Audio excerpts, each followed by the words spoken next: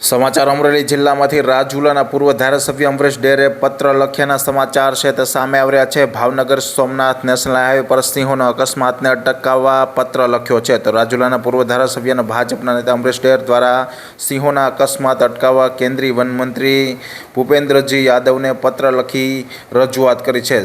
સિંહ જે છે મારું તમારી શાન છે, મારું તમારું ગૌરવ છે, મારું તમારું અભિમાન છે. સિંહની જાળવણી કરવી, સિંહનું સંવર્ધન કરવું, એમાં મદદ કરવી એ મારી તમારી ફરજ છે. એ સંદર્ભે ગુજરાતમાં જે સિંહોની સંખ્યા ખૂબ વધી છે. નેશનલ હાઈવેની જો વાત કરીએ એટલે કે કોસ્ટલ બેલ્ટની સોમનાથથી લઈ અને ભાવનગર સુધીની, તો ખૂબ સારા રસ્તાઓ બન્યા, પૂરપાટ ઝડપે ગાડી દોડે છે અને આ વિસ્તારમાં સિંહોની સંખ્યા પણ ખૂબ વધી છે. ત્યારે આપણે બધાએ એક સહિયારો એવો પ્રયાસ કરવો જોઈએ જેથી કરીને સિંહોના અકસ્માતો નિવારી શકાય.